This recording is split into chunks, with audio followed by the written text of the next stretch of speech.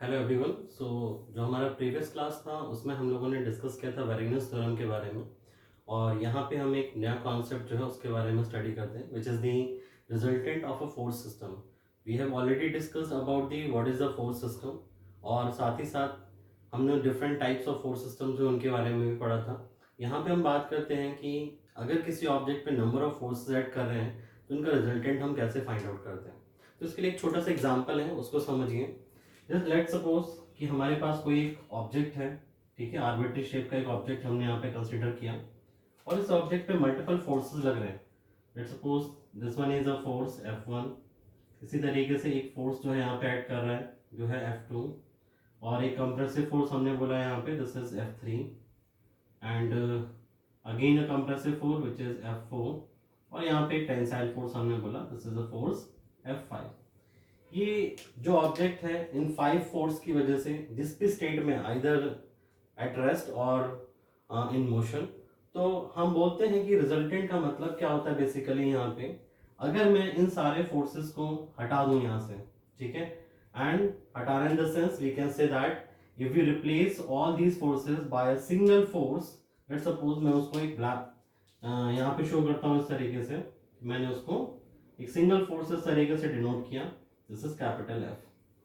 तो जो effect in सारे 5 फोर्सेस का इस ऑब्जेक्ट के ऊपर था, अगर वही सेम इफेक्ट मुझे इस सिंगल फोर्स से मिलता है तो ये सिंगल फोर्स क्या कहलाता है, इन सारे फोर्सेस का रिजल्टेंट।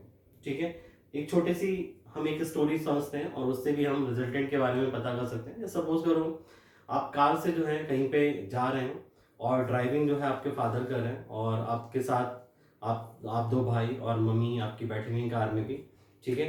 अचानक से कार कहीं पे बंद हो जाती है। पिताजी कहते हैं कि भैया धक्का लगाना पड़ेगा तब जाके कार ये स्टार्ट होगी, अदरवाइज नहीं होगी। ये जस्ट स्टोरी है, ठीक है, जस्ट टू अंडरस्टैंड कि what is the meaning of resultant. तो फादर आपके स्टेयरिंग, ठीक है ना, वो वहां पे बैठे हुए हैं, ठीक है, स्टेयरिंग जो ड्राइवर सीट है वहां पे। बाकी लोग जो है बाहर निकल के आपकी मम्मी, आप दोनों भाई उस गाड़ी को धक्का दे रहे हैं। अब हुआ क्या कि आप जो गाड़ी है वो स्टार्ट हो गई। वहीं पे यहीं पे सपोज करिए एक दूसरी सिचुएशन और, कि आप दोनों भाइयों में से कोई एक गाड़ी चला रहा है, मम्मी पापा, ठीक है, और आपका एक छोटा भाई वो बैक साइड में बैठा हुआ है। अचानक से गाड़ी फिर कहीं पे बंद होती है और गाड़ी को फिर धक्का मारने की जरूरत है। तो अब हुआ कि धक्का मारने के लिए सभी लोग उतरने लगे कार से, आपको छोड़ के जो ड्राइवर सीट पे बैठा है उसको। तो पिताजी बोले अरे आप लोग बैठो, मैं खुद मार दूंगा धक्का। तो पिताजी ने जैसे पुश किया उसको गाड़ी को, तो गाड़ी हमारी फिर से स्टार्ट हो गई।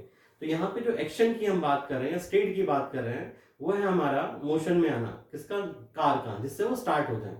वहीं पे जैसे फर्स्ट सिचुएशन में क्या था कि 3 लोगों ने मिलकर जब उस गाड़ी को पुश किया था तब जाके वो स्टार्ट हुई, और वहीं पे जो सेकंड सिचुएशन है वहां पे आपके फादर ने अकेले उस गाड़ी को क्या किया, पुश किया, जिससे वो स्टार्ट होती है।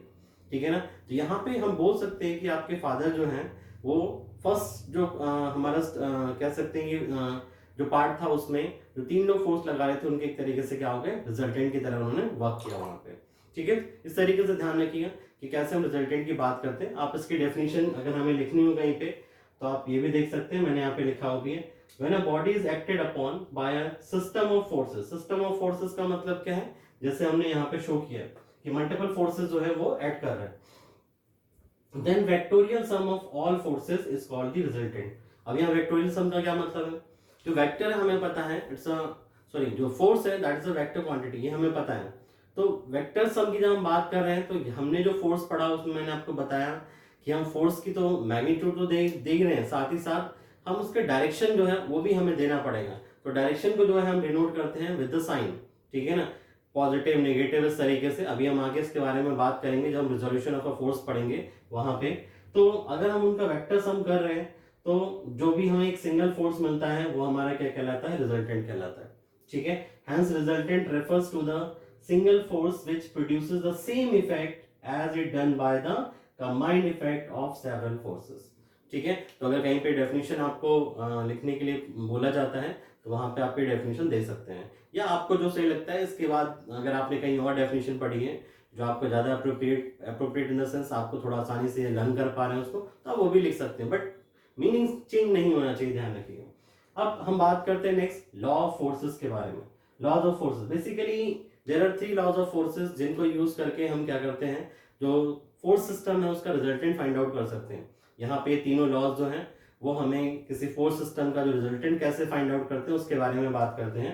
और ध्यान रखिएगा all these three forces are utilised to find out the resultant of a coplanar force system, ठीक है ना। और वो भी कंकरेंट फोर्स सिस्टम अगर हमारे पास अवेलेबल है तो उसका रिजल्टेंट फाइंड आउट करने के लिए हम यहाँ पे इन सारे जो भी कह सकते हैं कि लॉज है इनको यूटिलाइज कर सकते हैं।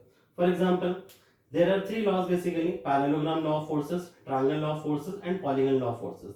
इन सारे लॉज को हम लोग एज अ वेक्टर जो फोर्सेस हैं, जैसे हमने बोला कि वो वेक्टर क्वांटिटी हैं, तो एज अ वेक्टर सम करके भी हम उनके बारे में बात कर सकते हैं, उनके वेक्टर्स ड्रॉ करके ग्राफिकल मेथड से भी हम उनका उसका रिजल्टेंट फाइंड आउट कर सकते हैं फोर्स सिस्टम का। वहीं पे जो फर्स्ट लॉ है ये हमारे लिए सबसे ज्यादा यूजफुल है। क्यों यूजफुल है? क्योंकि आगे हम मैकेनिक्स में देखेंगे कई सारे न्यूमेरिकल प्रॉब्लम्स में सॉल्व करने के लिए हम इसको यूटिलाइज करते हैं। तो वहां पे हम प्रॉब्लम्स को ग्राफिकली नहीं सॉल्व कर रहे हैं, तो हम इस यहाँ पे देखेंगे कि पैरेललोग्राम लॉ ऑफ फोर्सेस से कैसे हम एनालिटिकली किसी जो फोर्स है उनका रिजल्टेंट जो है उसको फाइंड आउट कर सकते हैं, ठीक है ना। तो basically parallelogram law of forces होता क्या है, तो पहले तो हम इसके बारे में स्टडी करेंगे और उसके बाद में फिर हम बात करेंगे कि कैसे हम एनालिटिकली फॉर्मुलेशन करके जो दो फोर्सेस हैं उनका रिजल्टेंट जो है यहाँ पे उसे फाइंड आउट कर सकते हैं। Okay,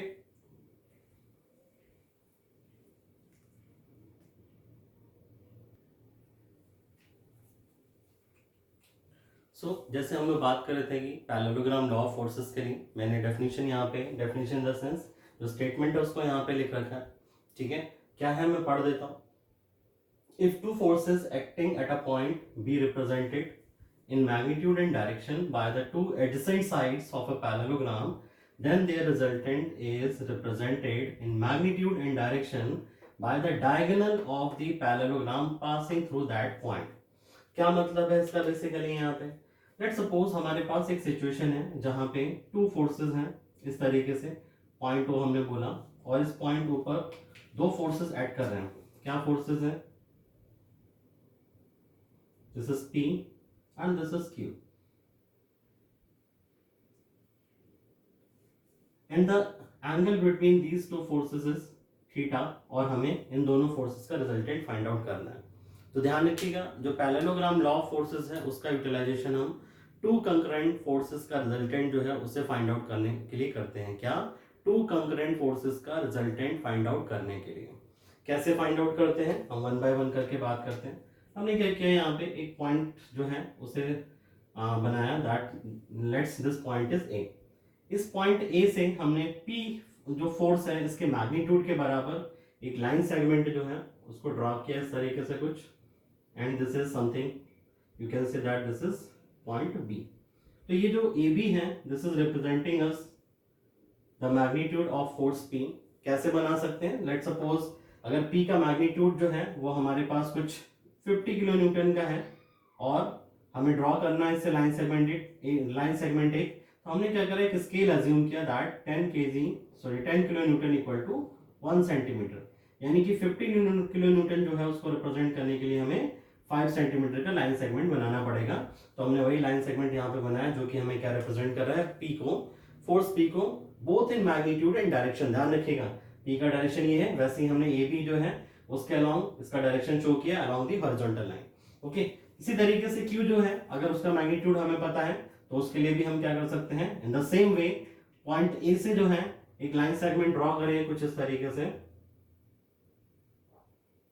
this is point C। तो ये AC लाइन जो है this will represent you the magnitude of Q as well as the direction of this force capital Q। हमने क्या किया, अब इस पैरेललोग्राम को कंप्लीट करते हैं। कैसे कंप्लीट करेंगे? ये जो पॉइंट B है इस पॉइंट B से AC के पैरेलल हमने यहाँ पे एक लाइन ड्रॉ करी, मिलेगी, और इसी तरीके से पॉइंट C से AC के पैरेलल AB के पैरेलल हमने एक लाइन ड्रॉ किया, तो कुछ इस तरीके से आ गया। And let's suppose this point is capital D, हमने इस पॉइंट को बोल दिया। तो जो रिजल्टेंट होगा वो हमारा ये जो डायगोनल, कॉमन डायगोनल कौन सा? जो उन दोनों पॉइंट उस पॉइंट से पास करेगा जहां पे दोनों फोर्सेस क्या है? कंकरेंट। तो ये हमें शो करेगा किसको? Resultant of these two forces. हमने यहाँ पे बनाया इसको, this is the capital R and this is representing the resultant of these two forces both in magnitude and direction. इसको ध्यान रखिएगा। अब हम इसे प्रूफ करने के लिए आगे बढ़ते हैं। अब ध्यान रखिएगा ये AC जो है वो BD के इक्वल है, तो we can also say that this is also Q। हमने क्या किया, पॉइंट D से एक लाइन इस तरीके से बनाई और AB को आगे की तरफ एक्सटेंड किया। बेसिकली जो पॉइंट D से हमने जो लाइन ड्रॉ की है यहाँ पे, this is the perpendicular on this AB extension. तो हमने बोला कि लेट सपोज यहाँ पे कहीं जाके किसी पॉइंट E पर जो है ये एक दूसरे को कट कर रहे हैं, Q का फोर्स जो है वो हमारे पास सेम क्या कह सकते हैं, डायरेक्शन और मैग्नीट्यूड में हमारा किससे रिप्रेजेंट हो रहा है, AC से। तो इनिशियली जो एंगल था दोनों फोर्सेस के बीच का ये थीटा था, तो हमने यहाँ पे इस एंगल थीटा को भी बना दिया। तो ये जो थीटा है वही सेम थीटा आपको यहाँ पर भी दिखाई देगा, दिस इज ऑल्सो थीटा। अब ध्यान से देखिए यहाँ पे इस ट्रायंगल में अगर हम देखें तो ये जो BE है, this BE will represent you the value of as Q of cos theta. और यहां पर ये जो हाइट है इस ट्रायंगल में, कौन से ट्रायंगल में, DBE में, ये आपको क्या रिप्रेजेंट करेगी, Q sin थीटा वैल्यू को। ठीक है ना। अब ये जो रिजल्टेंट है AD, ये हमें इसका मैग्नीट्यूड और डायरेक्शन हमें बताना है। तो हम क्या करते हैं, पहले राइट हमने बोला कि जैसे मैंने आपको बताया कि P और Q दो फोर्सेस हैं, उनके बीच का इनिशियल एंगल थीटा, ये आप थ्योरी पार्ट में अपने आप भी लिख सकते हैं। अब हम बात करते हैं इन ट्रायंगल ज्योमेट्री को लेकर ट्रायंगल की। बेसिकली इस पर्टिकुलर पैरेललोग्राम में इन ट्रायंगल, कौन से ट्रायंगल, ट्रायंगल लिखने से पहले लिखिए in right angle triangle, in right angle triangle, कौन से ट्रायंगल, BDE। तो हमने लिखा BDE ट्रायंगल में क्या, by Pythagorean theorem, Pythagorean theorem. हम सभी ने पाइथागोरस थ्योरम पढ़ी है, ठीक है ना। किसी भी राइट एंगल ट्रायंगल में उसका जो हाइपोटेन्यूज होता है, जिसको हम कर्ण भी बोलते हैं हिंदी में, उसका स्क्वायर यानी कि AD square will be equal to base square. तो हमने लिखा AE स्क्वायर प्लस साथ ही साथ जो उसका परपेंडिकुलर है उसका भी स्क्वायर यानी कि DE स्क्वायर। अब ध्यान से देखिए इस AE को हम ब्रेक कर सकते हैं AB प्लस BE में। तो हमने AE को लिखा AB plus BE square plus DE square.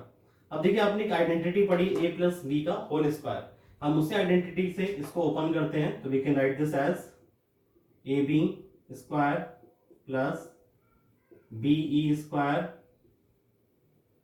Plus twice AB into BE value, ठीक है। और प्लस साइन के साथ आपका लास्ट में क्या आ रहा है, दिस इज DE स्क्वायर। अब ध्यान से देखिए AD स्क्वायर जो है, this AD, this is representing you what, to the resultant. तो हमने यहाँ पे लिख दिया R स्क्वायर हो जाएगा ये। AB is representing you the magnitude of P, तो this is P square. In the same way BE जो है ये आपको रिप्रेजेंट कर रही है Q cos थीटा, तो this will become Q square cos square theta plus twice into P into Q of cos of theta plus DE की value आपने देखा, this is Q square sine square theta. अब ध्यान से देखिए second term और last term में से अगर आप Q स्क्वायर को कॉमन ले लें, we can write this as P square plus Q square, और ब्रैकेट में हमने ले लिया यहाँ पे कॉमन Q स्क्वायर को, तो ब्रैकेट में क्या बचा, cos square theta plus sine square theta plus यहां से आ जाएगा हमारे पास twice PQ cos of theta.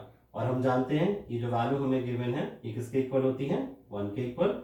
So we can write it as R square equal to P square plus Q square plus twice PQ cos of theta. ये हमारे पास final formula जो है वो आया कैलकुलेट होके, जिसकी हेल्प से हम क्या कर सकते हैं, रिजल्टेंट वैल्यू जो है उसको फाइंड आउट कर सकते हैं कि रिजल्टेंट का जो मैग्नीट्यूड है वो कितना होगा। अब कभी कभी हमें क्वेश्चन में कभी कभी क्या, हमने मैग्नीट्यूड तो यहाँ पे बता दिया रिजल्टेंट का, लेकिन मुझे यहाँ पर रिजल्टेंट का डायरेक्शन भी बताना होगा। तो लेट्स सपोज हमने बोला कि रिजल्टेंट जो है वो हॉरिजॉन्टल से अल्फा एंगल बना रहा है, तो इस अल्फा एंगल की जो वैल्यू है उसे हम कैसे कैलकुलेट करें, तो उसके लिए हम लोग बात कर सकते हैं how we can say this, how we can write calculate the value of alpha. तो उसके लिए हम क्या करते हैं, अगेन इस ट्रायंगल में, इन ट्रायंगल ADE,